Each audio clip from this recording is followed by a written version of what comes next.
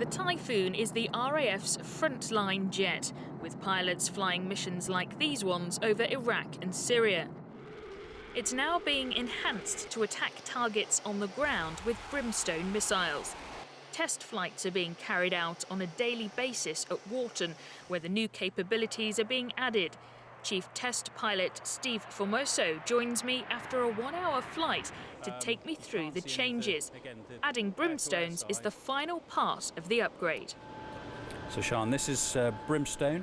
It's a small, precise missile with a laser-seeking head, so we can target individual vehicles, individual tanks, and even just the tank turret in a very discrete, small area. It's targeted by the laser designation pod, which the pilot has control of, so if you follow me, we'll go and have a look at one of those. Okay, great. So Sian, this is the Lightning 3 laser designation pod, and the pilot has control of this, and he points this at the targets that he's given.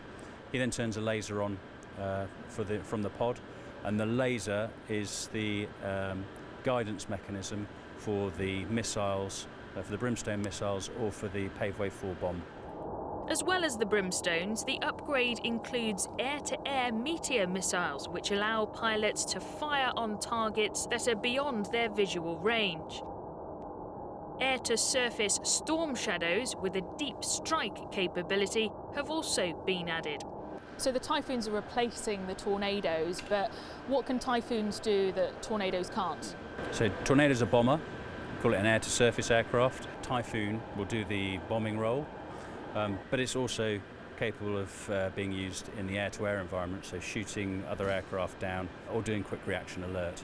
The man in charge of the project, named Centurion to coincide with the RAF's 100 celebrations, says they are on time and on budget. There's 249 days to go, so there's still a lot in it for us. So we've been going since 2013, and every day is counted, and we are on plan to meet the Chief of Air Staff's milestone of Typhoon taking on all the capabilities for Tornado. So we're on time and we're on budget.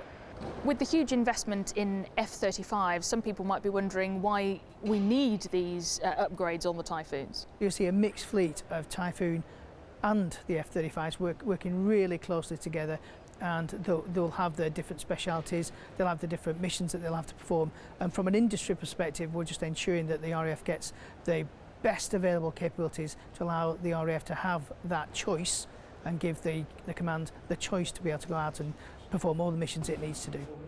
So what's it like to fly a newly upgraded Typhoon? I'm in the simulator to find out. That's it, and to the right again. Yeah, it's quite sensitive. If you come right. I'm now getting the chance to fire a Brimstone missile and to really get a sense of what the pilots will be experiencing. All right, firing now. But this is the real thing in action during the test trials.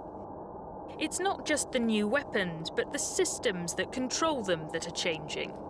The flight control system allows me to do absolutely anything I want with the aircraft. So it's always giving me the maximum amount of performance without me having to worry about limits on the aircraft itself. It deals with all of that for me. I can use the performance of the aircraft.